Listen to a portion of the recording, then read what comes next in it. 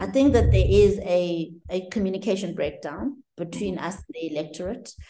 Don't believe that we've packaged our offering in a manner that is palatable for all South Africans. Not necessarily that there's anything wrong with the content, but I think that our content appeals to a certain population grouping, and that we need to invest more in appealing to a broader market in the electorate. I think it's important if we have any dream of governing at a national level and going beyond the Western Cape provincially.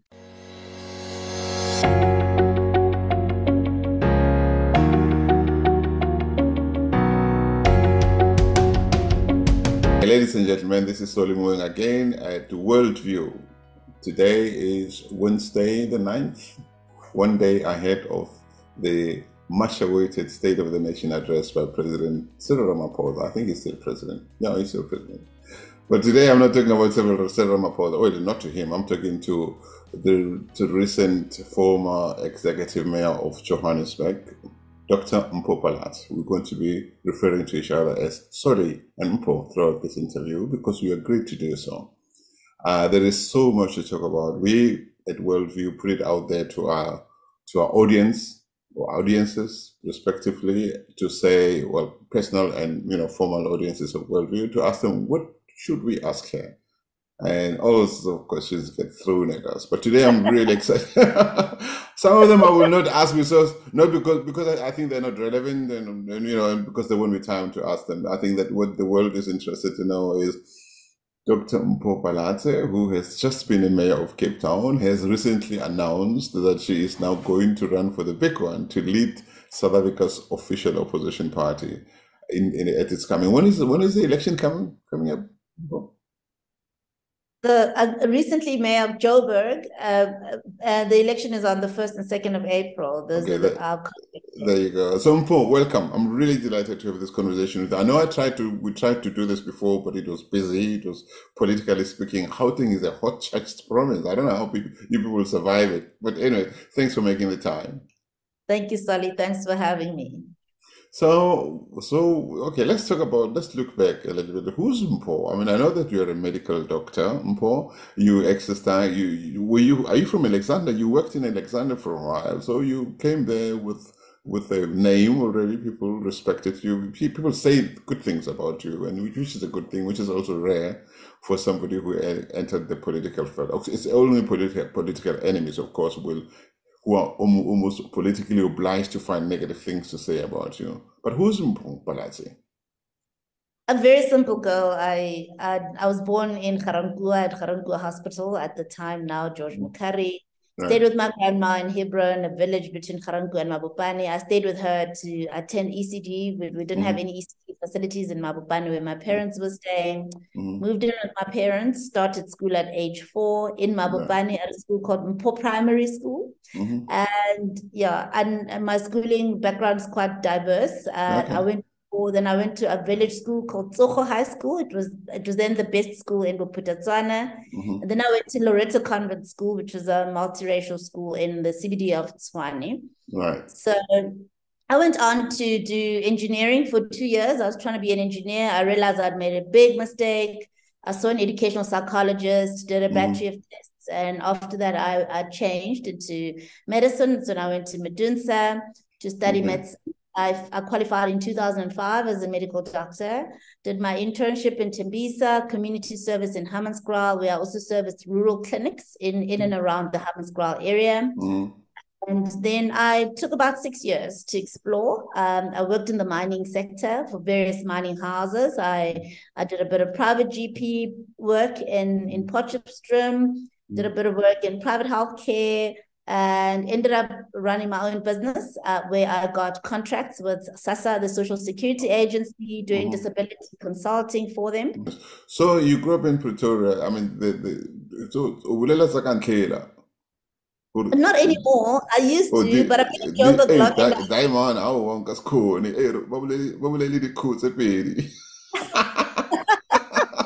Nobody will understand this except people who come from Victoria. They laugh at you. You know, Joburg people will laugh at me. So I had to get it out of my system. and speak like Joburg people. So yeah, not anymore. Okay, okay, okay. I love that language. Beautiful, actually. It's a beautiful Beautiful. language. Yeah, Yeah, yeah. yeah. Diamond, the politician talk Pretoria, man. I want us cool.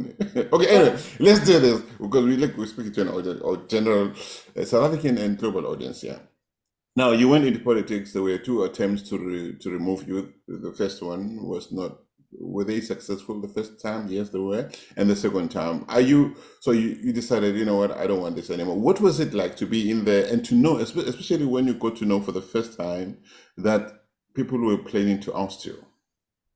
So firstly, I never decided I don't want this anymore. I am still a councillor. I still serve in the Joburg Council as a PR councillor and the leader Right. of the DA caucus in Joburg. We are, of course, in opposition now. So my role now is part-time as opposed to my mayoral role, which was a full-time role. Right.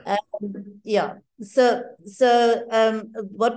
What question do you want me to speak So, to? I mean, when you started hearing that people were coming after you, I mean, how did you live that, and how did it come to you, and what was your response to it, You know, to the knowledge that people are coming after you? yeah. When I was elected mayor Mhm, on the 22nd of November 2021, mhm. I was elected with 26%. Right. To be elected mayor, you need 50% plus one. Mhm. So I was elected and voted in by people I didn't have any agreements, any partnerships with. And my party only had 26%. So I knew from the get-go that, that was a fragile, very Right. vulnerable government that could be removed at any time. And if you recall, it took us until the 13th of December to actually Mhm, constitute mhm. a government, because in that time we were trying to establish some solid relationships in the form of a coalition agreement so Right. we could form a much more stable government. We ended up, I think, in January with a 9-party coalition, Mhm. which gave us about 140 of the 270 seats in council. And at that point, we thought, okay, now we're stable, Mhm. and Mhm. now we can govern until the end of term. Mhm. Little did we know that, there would be issues Right. within the coalition itself, and that some people were actually working against us, including the current speaker who's from COPE, and various other councillors, From the including, word go. yeah, yeah. Right. And you never know these things, right, until Mhm. you Mhm. try walk a journey with someone and they Yeah. show who they are. And unfortunately, that's what happened. The first time it happened, it was very difficult Mhm. to swallow. We saw people voting against us who we thought were part of us, people who had Right. been in our strategy meetings up until the voting happened, So asking. what makes people change? I mean, is it material interest? Is it philosophical, ideological interests? No, what happened there is there were people that actually came forward and Mhm. confessed to having Mhm. been approached with bribes. That's one factor. The other Mhm. one would be positions, people wanting more than what they were able to solicit from the first Mhm. coalition that they were part of. Mhm. So, for instance, if you look at COPE, the COPE councillor was the chair of chairs, which is the chairperson of oversight committees, Mhm. or chairperson of chairpersons of oversight committees, Mhm. and she's now the speaker of council, and that was for her, I suppose, a better deal, Right. that she Right. get from the other side. So it's different motives, but it's really about personal gain more than it's Is it a about. power or money? I mean, when you become chair of chairs, do you get paid more than chairs, or is it just the power of it? I think it could be a bit of both. Yes, there Right. is a monetary benefit, Mhm. but there is more influence, there is more power. So I think there's also that. A chairperson of chairpersons Mhm. is the acting or deputy speaker. So there is no deputy speaker position, but should the speaker go on a smoke break or Mhm. any other Mhm. break, that's the Mhm. person that takes over for that time. And you Right. recall that there was a time she used to call herself the deputy speaker of Yeah, Johannesburg, I and remember that. that position does not exist in our council. So she did have a longing for the So, speaker. Yeah. So did your party, the DA, say to you, I suppose in a meeting, look, Mpho, you must realize that we are in a very fragile situation here. We must expect at any time certain things are going to happen, and let's do some scenario planning. A or B or C could happen, and this is how we're going to respond to it. Do you have those kind of conversations? We've been quite, I'd say, reactive. Mm-hmm. In the sense that we went into these relationships in good faith, and we didn't expect that people would stab us in the back the I way mean, they did. it's politics, really. Surely you have to be very royally naive to think that people, especially the kind of people you have in South African politics, will just let you go off on your own, especially with, I mean, high levels of greed, as you say, materialism, people not really concerned about what the public wants, but what they can get out of stuff. There's just so many possible permutations. I mean, I don't Mm, know how much planning you can really do. Yes, right. you need to be building new relationships all Hmm. the time. That was for me the greatest lesson. Never be Yeah. comfortable. You Right. know, we Right. had 140 of 270 seats, which was way above the 136 that we required Hmm. to make key decisions. And it's so easy to be comfortable in that position and say, we've got a bit of a buffer actually. Right. So Right. Right. but the lesson I've learned is, never get comfortable. Continue Hmm. to try and attract even more people into Hmm. your fold. That way, then you've got a bit of cover should anything go wrong. Yeah. Do you have a sense that other political parties in the opposition look at you as this black lady who is probably controlled by the white people in Cape Town? I mean, that sort of thing comes out. Do you feel under pressure to say, okay, I may be a black lady, but actually I have my own will and I am respected and I make sure that people listen to my voices when I speak to my party leaders. Do you find yourself on the back foot? Because it looks like the DA constantly gets accused of these things that do not that okay in other parties, but don't seem to be given the same scrutiny. Like if you say I have to consult with my federal council, surely other people in your similar position would also have to consult with their party leadership on certain important decisions. No. I'm all for consulting with leadership. Mm-hmm. I know there's a lot that gets said about the Democratic Alliance, a lot, Mm. and I do not allow public opinion to influence how I carry myself in whatever role that I'm in. Right. In any situation, I would look at what makes sense, what's best, and yes, if I challenge boundaries, it's because I think it's necessary at Mm-hmm. that, and not necessarily because of any pressure coming from external forces. Right, No. right. Is Helen Zille the monster that people often describe her to be? I wouldn't say Helen is the monster. I would Mhm. say, however, that she's not necessarily easy to work Okay, with. okay. I think Helen is very smart. I think she's got a lot of experience Hmm. that a lot of us have learned from. Hmm. Certainly, myself being mayor of a multi-party government, Hmm. uh, she's got similar experience from her time in the city Right. of Cape Town, where she led I think, seven-party coalition government. Hmm. Hmm. And that was valuable for me, as someone doing this for the Sure. first time, to have somebody like her that I could access at any point in time. But Hmm. yes, we don't always agree. Yes, we do debate, Hmm. and yes, we're both very opinionated, Hmm. and yeah, it just makes for interesting politics, I Yeah. suppose. So if you had to look at your coalition parties or partners in Johannesburg, and you were asked to invite one of them for dinner at your home, and you really want to have a lovely evening, whom would you invite? The current partners, it would Uh-huh. have to be Ronald Harris from SDP. Okay. Well, that's Yeah. interesting. Definitely Yeah. not make Gaten McKenzie, not Malema, not Mashaba. No, I would definitely invite him. I mean, I've enjoyed him thoroughly, thoroughly. Okay. He's a sober mind. He's Uh-huh. firm, Hmm. yet he's fair. He's principled.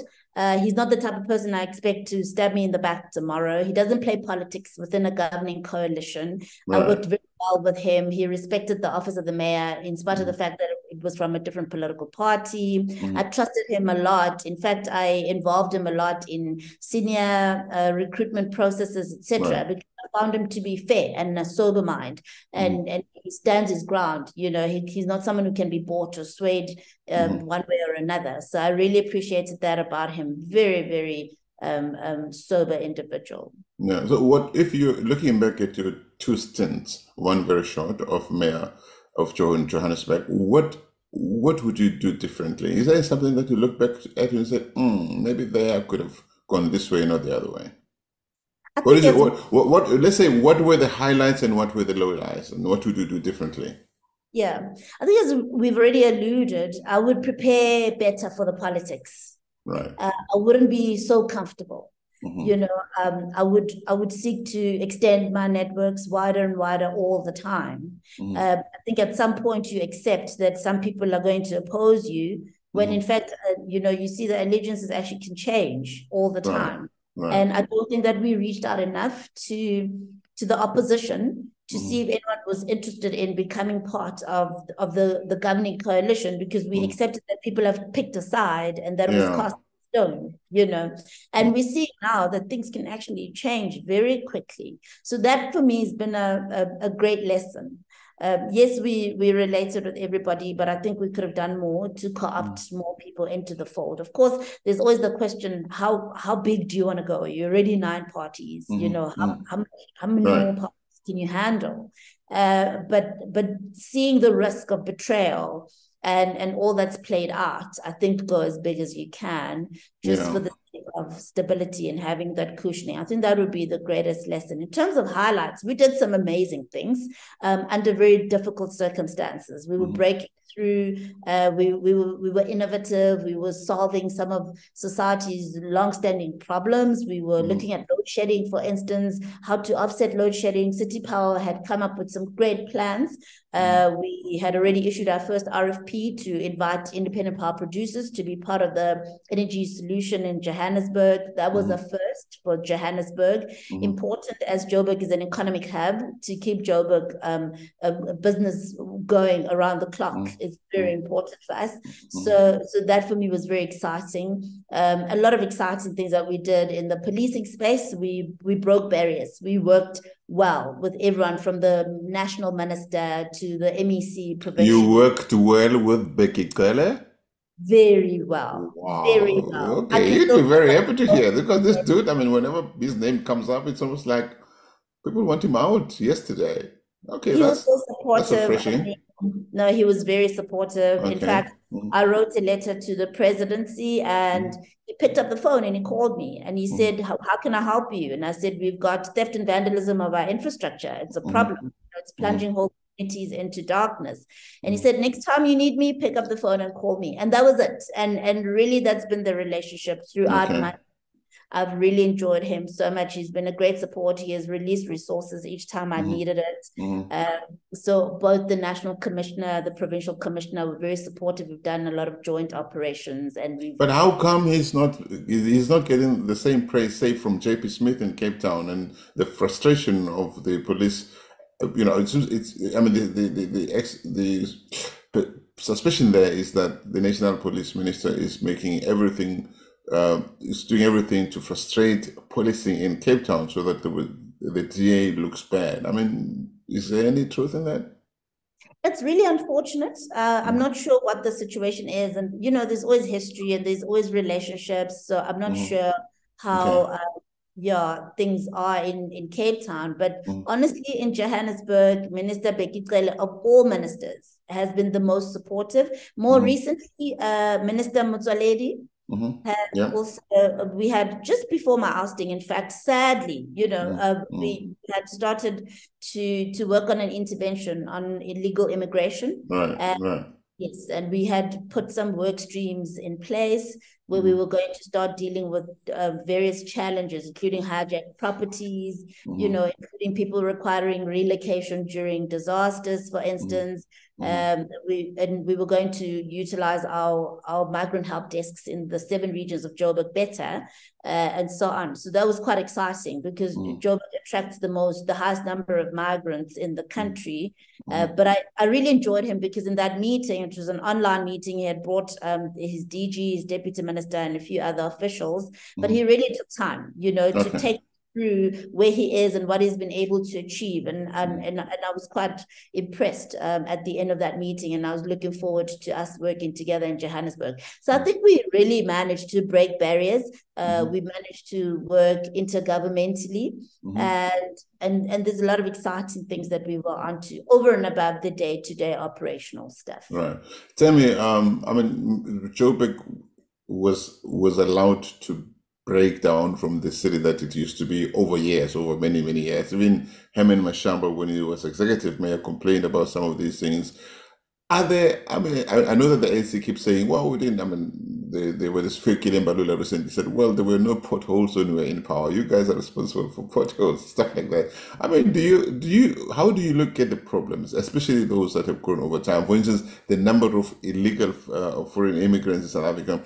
Do you, in Johannesburg and other parts of South Africa, would you have, as mayor, said, okay, guys, we need to make sure that we know who is in Johannesburg. Let's go on to a program that might last 2, 3, 4 years of ensuring that everyone who lives here is documented somehow, so that we know what we're dealing with in terms of numbers and budgeting, and how many people we have to take care of. Or would you have considered that as a hot potato, better left alone? So interesting question, because in a coalition, you've got political parties with different views. Right. So at some point, we were in a coalition with the Patriotic Alliance, and I'm not sure if you're aware, but they'll go to informal traders and start almost kicking people around and say, you need to pack down, you need to go now. Whereas the DA would use a more not really conservative, but a more legal and orderly approach to dealing with the matter. And hence, I reached out to the minister to see if we could form a partnership where he could avail resources to assist us in Johannesburg. So that's one area where in the coalition, I could say that we never really reached an agreement on the correct approach to dealing with illegal immigration. We all agreed that we need to bring back law and order in that space. Even the ANC agreed. I'm just talking within the multi-party government. Right. So the Democratic Alliance and our partners in Johannesburg. And what we had done is we had reached out to external agencies to mediate and help us find each other and formulate a position. We had even managed to attract funding. I think we got about $2 million from a global agency that said we're willing to help you here, and they offered technical expertise as well. So that work was underway because we were in the process of reviewing the city's migration policy. But yet there were those political differences in terms of the approach, and you saw it play out. I mean, when our informal trading policy was approved in council, by the MMC, who was Action SA, he was very vocal against foreign informal traders. And it became a very contentious issue. There was not necessarily agreement throughout the coalition. And so that's something we had to say, let's wait, let's hold on, let's go back to the drawing board and define what we're doing and how we're doing it, and what supports that kind of thinking. And the idea behind this mediator was exactly that, to help us have a position that's evidence-based and not based on populism or anything else. So yes, that's where we were in that space. So when political parties in coalitions such as the ones you were in Johannesburg go into these battles, trying to oust the mayor and the speaker and all these other officials, and jostling for position, like Mackenzie's party, the PA, was very clear on what mayoral committee positions it wanted, and some of them might be linked to big budgets. People looking at all of the stuff from outside say, have a sense that it's not about them. It's not only about the voters. It's about what positions, how much influence people have. At what point are there discussions about, guys, these are the things that we promised to do once we got elected, and this is what we want to focus on? Or does it fall into the back burner once you get elected? So our coalition agreement has a separation of party and state clause. Mm-hmm. And the idea was that myself and the MMCs could focus on the work of government.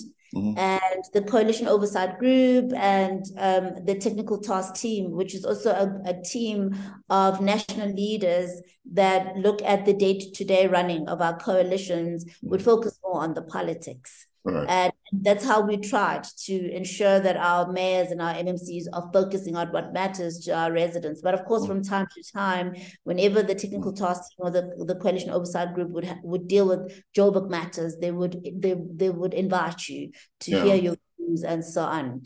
But yeah, you're right. It's unfortunate, and fortunately, the voters were watching.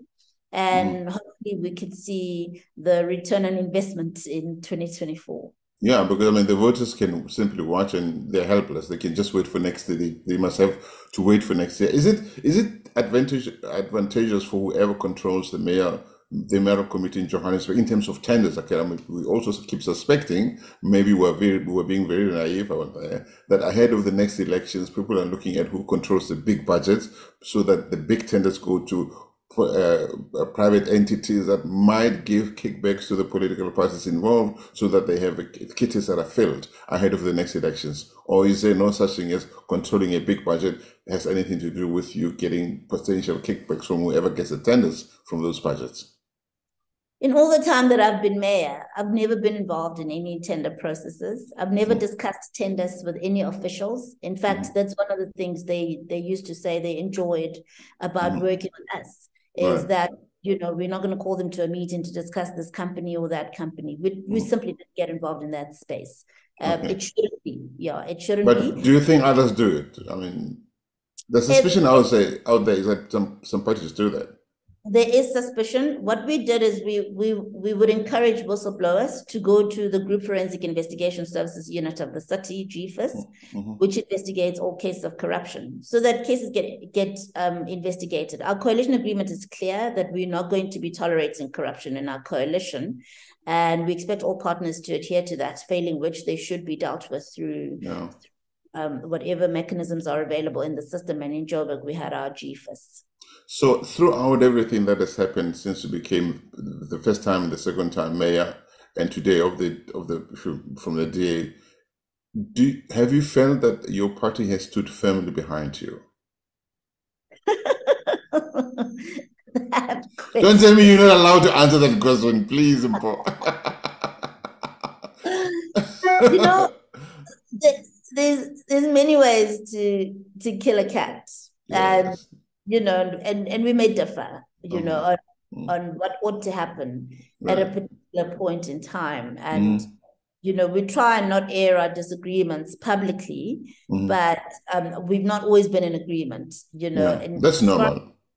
And as far as the recent developments with the PA, the negotiations there, FedEx made a ruling. So I'm not allowed to talk about it. So I'm not going to talk about it. But to say that, yes, we have had disagreements. There's instances where I felt we should have gone in a different direction, and the party felt, or the FedEx. Otherwise, the FedEx is the highest decision-making body in the party, and we all expected, according to the party's constitution, to align ourselves with. I mean, it must be very difficult for the DA, which wants to push itself as a clean party of governance. I mean, there wasn't care whether people like it or not. Since 2006, the DA has obtained clean audits. Very few citizens in South Africa have managed to do that for such a long time on a very consistent manner. And I can imagine that it must be really hard for them to have to think of going into coalitions, even if they don't have choices, but to do so with political parties that might be tarnished, that might be prone to corruption. I mean, it must be really hard for you guys.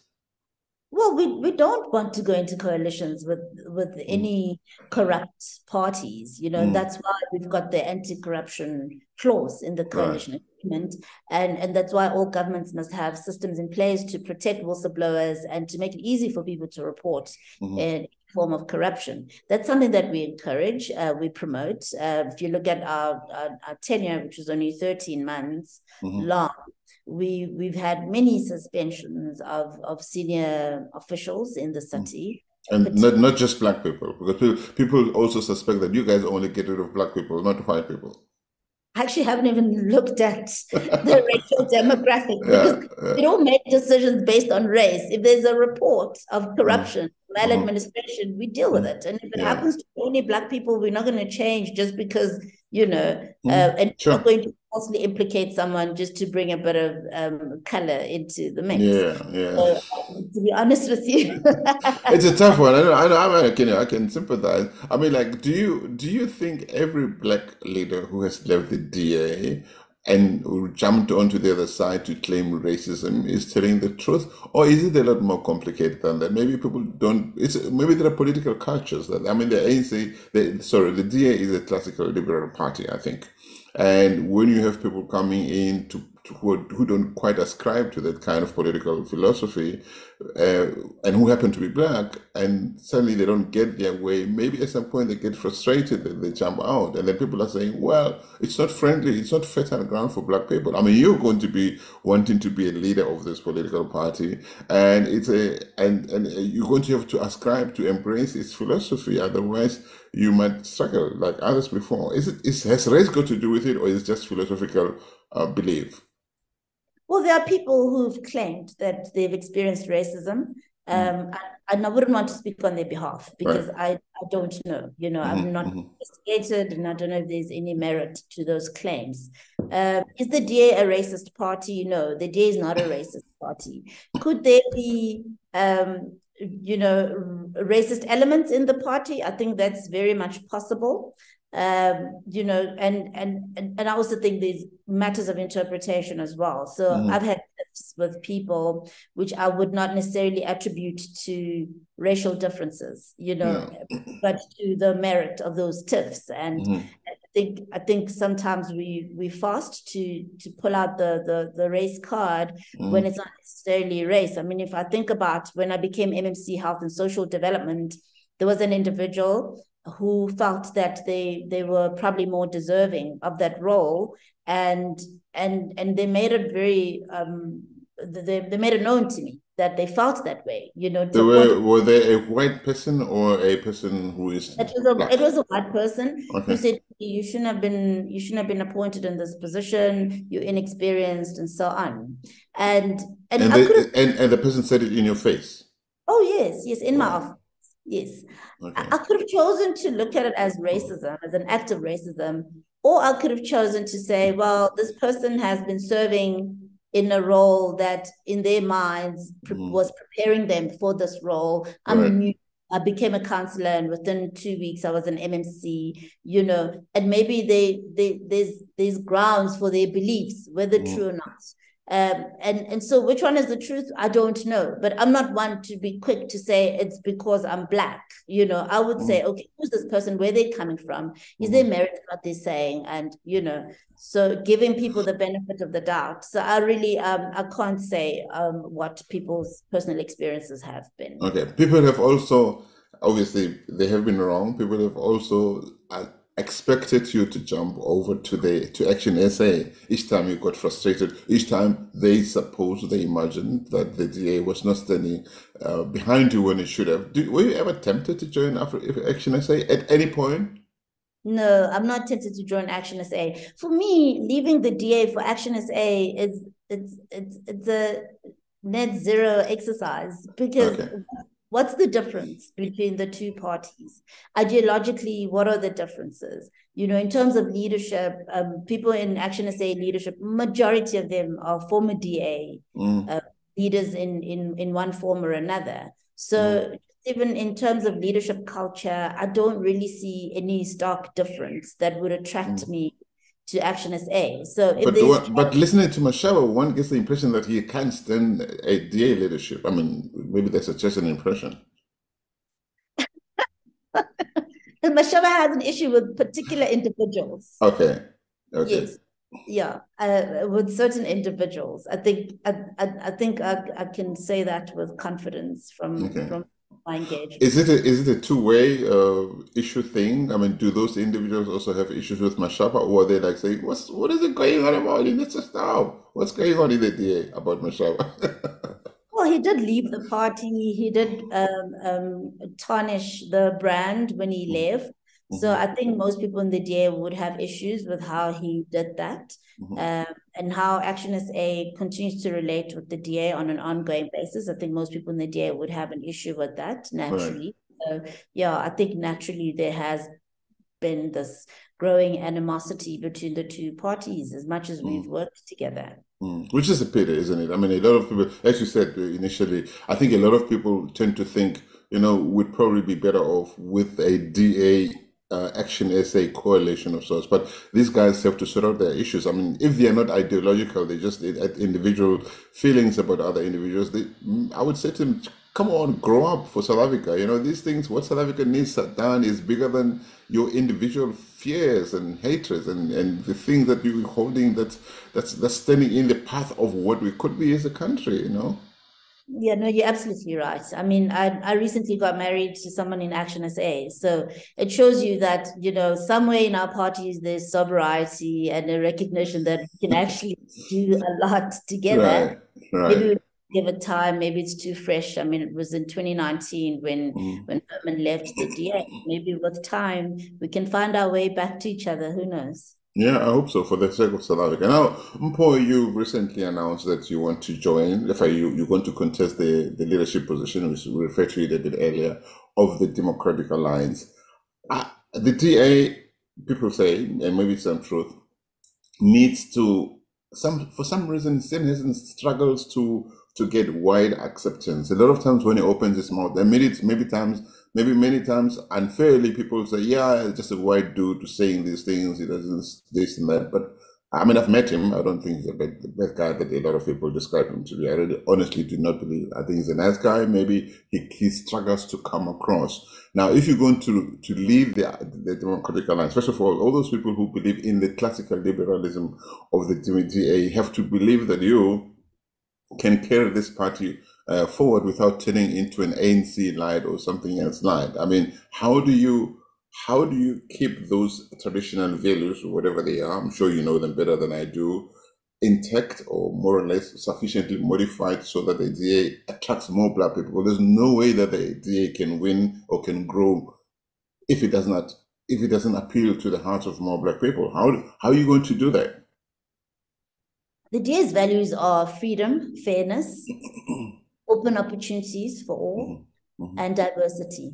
Right. And I subscribe to those values. I was attracted to the party by those values. Then diversity was added later on, but I subscribe to them. If you look at our principles, you look at our policies, I subscribe to all of them. I think that there is a communication breakdown between us and the electorate. I don't believe that we've packaged our offering in a manner that is palatable for all South Africans. Not necessarily that there's anything wrong with the content, but I think that our content appeals to a certain population grouping, and that we need to invest more in appealing to a broader market in the electorate. I think it's important if we have any dream of governing at a national level and going beyond the Western Cape provincially. Yeah. So that's something that I believe I get. I get it. I get it.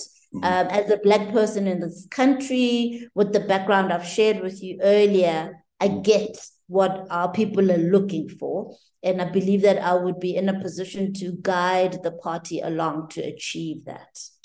What are your views on Black economic empowerment and other race-based policies? So I like to approach such matters based on evidence and data. If you look at the gap between the rich and the poor, since the ANC introduced Black economic empowerment as an example, it's widened. It's gotten worse. We are now the most unequal country in the world. And why is that? Is it based on race or based on other factors as well? Well, The Gulf. ever since the introduction of triple BEE, all we've seen is a widening gap between the rich and the poor. And the DA's argument in our economic justice policies that you cannot base redress policies on race alone, because you run the risk of empowering the same people over and over again, which we've seen with the ANC, with the empowerment of a Black elite, and the establishment of a Black elite, which is the politically connected few who keep getting empowered over and over at the expense of the poor masses of South Africa. Right. And we're very poorly understood in the sense that it's almost as though we're saying that race doesn't matter. No, that's not what we're saying at all. We're saying that, and our counter offer is, let's do means testing. Let's look at a scientific approach to establishing disadvantage. So if you have a Solly Moeng and a John Makoba next to you, and Solly Moeng is doing really well, and they're all looking for the same opportunities, so the DA would say John Makoba deserves this because Solly is okay. Is that what you're saying? So that's how you start narrowing the gap. Okay. Yes, that's how you start narrowing the gap. And invariably, the disadvantaged masses will begin to benefit and they'll migrate up the social gradient. That's really the idea. Okay. So, yeah, I think it makes some sense to me. But let's go back slightly to the previous question about the image of the DA and what you would do to change it. My sense, and you tell me if I'm wrong, I think that the DA is not only struggling with packaging and communicating its offer, but there's also a concerted campaign to present the DA as a party that's determined to bring back apartheid or white privilege, or to defend white privilege, even it comes. I haven't seen evidence of that from the DA. People, obviously, some people from the Western Cape might say, yeah, it takes care of Bishop Scott more than it does of Belha or Michelle's Plain or Khayelitsha, etc. But do you guys feel that there are people out there who are on a campaign to make you look like monsters, or is it just nothing? Of course, there's lots of propaganda against the Democratic Alliance. We're the largest opposition nationally. So we are a threat to a lot of parties, not only to the governing party, but to other opposition parties as well. And yes, there's a lot of propaganda. I do think that people are exploiting the gaps that I spoke about earlier. So I mean, in order to deal with the image issues, you gotta not only understand collectively the propaganda, but also find a very clear strategy to deal with it. And right now, it doesn't seem like you guys are doing enough in that regard. But that's my point exactly. Yeah. And that's why I've put my hand up, because I believe firmly that if we can deal with managing perceptions, false perceptions about the party, we would be able to appeal to a broader voter base, and we would be able to position ourselves to take this country forward post-2024. I firmly believe that. And yes, I agree with you that we've not done enough to dispel these untruths. So what do you say to a group of traditional DA leaders, say Tony Leon's generation, and to a group of 25, 26-year-old Black youth people whom you'd like to target? Do you carry the same different messages to them, or is it the same message packaged differently for each public? Ideally, you should be able to, and that's communication, isn't it? Communication is not about what you want to communicate, but it's about the medium, the language, the level at which you should communicate in order for you to connect with the person you're communicating with. And people are different. People have different interests, different fears and anxieties. And ideally, you should be able to cater for those in your communication. Yeah. If you were to come up, say, with a choice between going into a national coalition with ANC, EFF, and Action SA, whom would you go with? So ideally, we should work with Action SA. Like I said before, ideologically, we are aligned. Culturally, we are aligned. And yes, I mean, what happened. But I think that ideally we should be able to work with Action SA. I do think we need to work through our issues and choose to be mature in our politics for the sake of South Africans. So that would definitely be choice number one. Okay. I mean, don't you think there's going to be, to avoid the kind of conflicts of opposition, all that stuff that we are seeing in Gauteng, especially metropoles, don't you think there's a need for you guys to prepare for 2024 with a document already saying these are the things that we must work along. This must be the guiding principles of any coalition you're going into, so that you don't wait for elections to happen and start wasting 3 months agreeing on things that should be agreed upon before.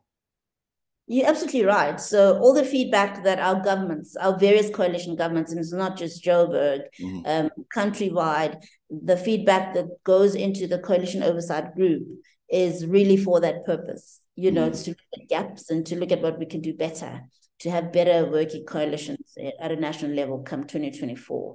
But certain things require change in legislation. And I gave an example of the ex-mayor from Denmark who says in Denmark, you're not allowed to unseat a sitting mayor. It's simply not allowed. So legislation is protective of stability of governments. And that's why Denmark, in spite of decades of coalitions, it's been so progressive and it's developed so much over the years.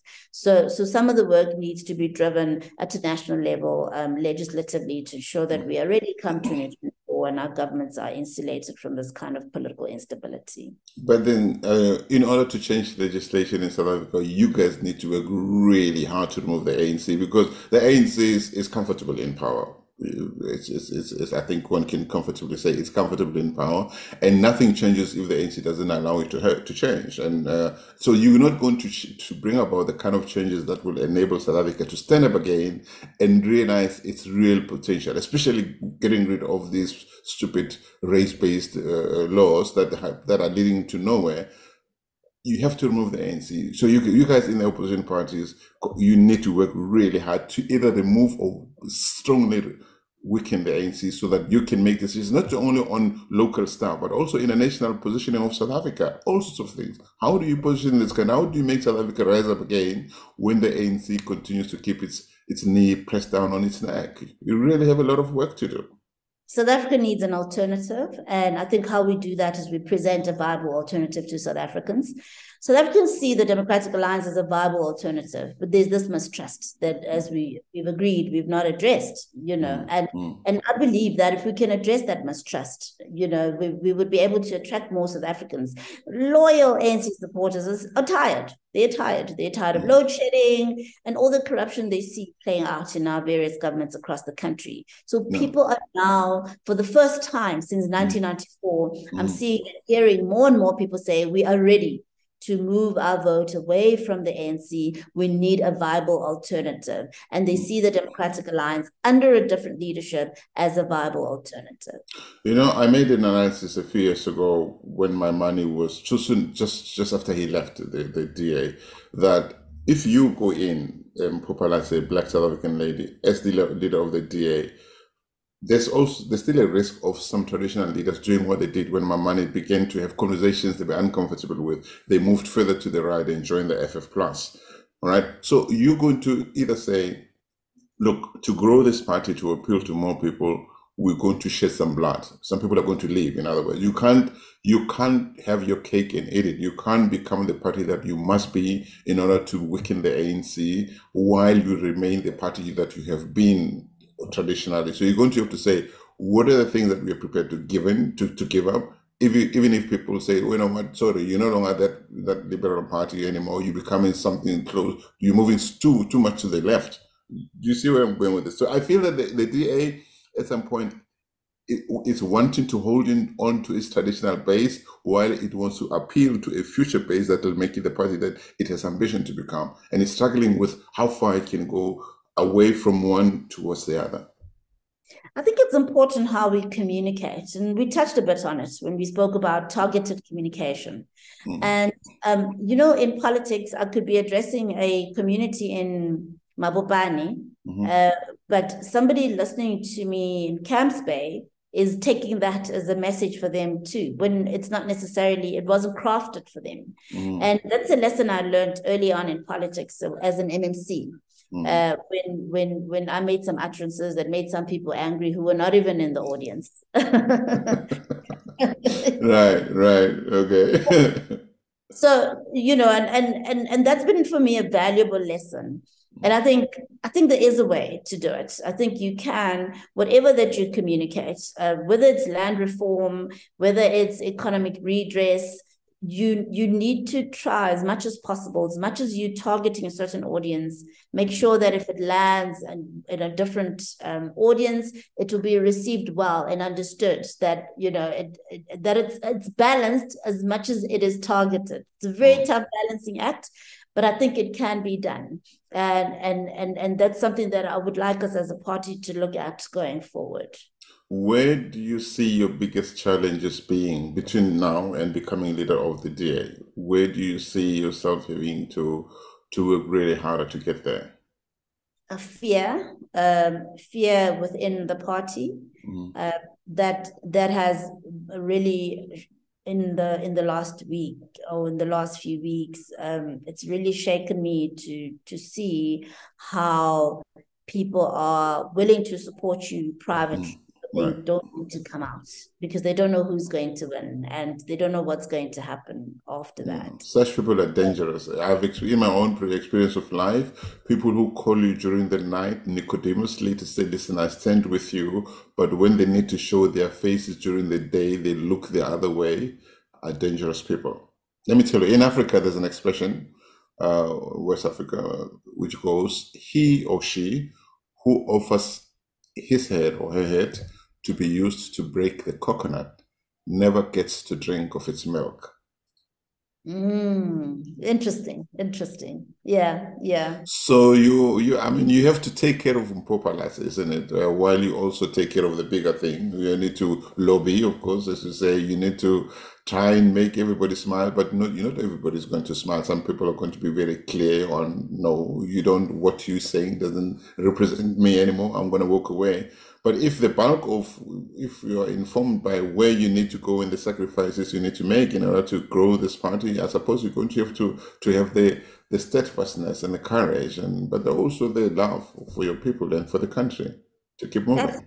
Absolutely. And, I've been saying this Congress is not about the DA, it's about the future of South Africa. Because if we can grow our numbers and form a coalition that's stable, that can work in 2024, then this country will be the better for it. So, yes, it will take some sacrifices.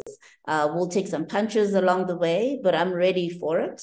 I'm going to campaign hard. I'm going to work hard. I'm going to make sure that those 2,000 delegates all hear from me in the time leading up to the Congress.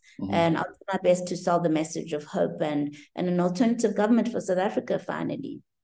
So when you came to the interview, was it something that you were hoping that I was going to ask you that I haven't asked you? Something you want to say?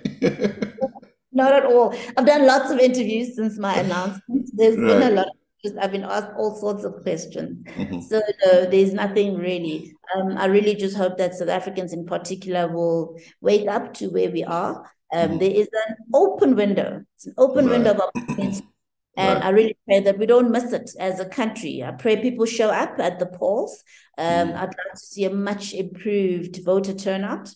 And I'd like to see people voting with their heads and not with their hearts, and looking at evidence and who they can really trust to take this country forward. We have that opportunity now for the first time since 1994 to rebuild our country. And I hope that we're not going to waste it. So if you manage to beat Steenhuisen, you're going to have to work with him. I mean, I hope that the two of you can find ways to continue working. I mean, you're not enemies, really, right? You do get along, even though you differ on some things. Of course, and I'll differ with different people, but luckily in the DA, it's not about one person's opinion. Things get debated robustly, and the position gets formed by the FedEx in particular. So yes, should I become the leader, I would work with John and everyone else that's there in the leadership ranks of the party. So, last question. There are people who talk about the so-called Independent Electoral Commission of South Africa, and the ANC's hold on it, or suspected hold on it. And people have left in the past because they refuse to do certain things. Now, we have load sheddings, high levels of load sheddings. They're not getting better ahead of the 2024 elections. Surely you guys should be saying to the IEC, please start working on a plan. Tell us what you're going to do to make sure that nobody politically abuses the fact that we have load sheddings to rig elections or to call for them to be cancelled or postponed. Nobody seems to be paying attention to the IEC until in the last minute it's going to come up and say, sorry, we're going to go to the courts like it tried to do last year. We can't hold elections because of ABC. It should be working. Those guys are getting salaries as we speak right now, right? So aren't you guys putting pressure on them to do their work, to show what they're doing? Point taken. I do think that we need to start earlier to prepare. There's so much at play currently. We spoke about coalition agreements. We spoke about legislative reform. Some of that I know the DA is driving at a national level already. So I do think that people are grappling with a lot, but I take your point that we should really start looking at the impact of load shedding on free and fair elections, and we should start engaging the IEC on that. Mpho Phalatse, Executive Mayor of Joburg, recent Executive Mayor of Joburg, possibly future leader of the Democratic Alliance, the official opposition party in South Africa.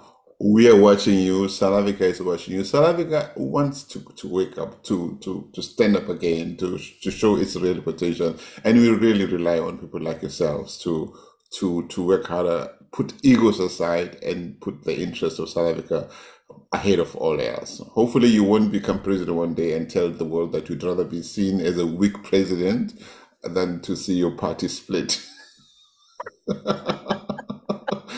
If you do that, if you were to do that, I'd be the first one to come after you. I'll tell you this. Please do, honestly, get my head checked. Thank you very much for making the time. I really appreciate this conversation. I hope that it's the first one of many to come.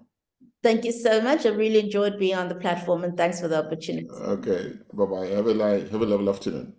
Cheers, you too. Bye-bye. Bye-bye. Ladies and gentlemen, that's it, my very lovely conversation. I really enjoyed it with Mpho Phalatse, ex-mayor of Johannesburg and possibly future leader of the Democratic Alliance in South Africa. It was an amazing conversation, which I enjoyed, and I hope you also did enjoy. Those of you who follow these conversations, please continue sharing our platform, subscribing to it, telling other people about it. And those of you who would like to advertise on WorldView, please write to us at info@world-view.co. Let me say that again, info@world-view.co. Solim Wang at WorldView. Thank you very much. Bye-bye.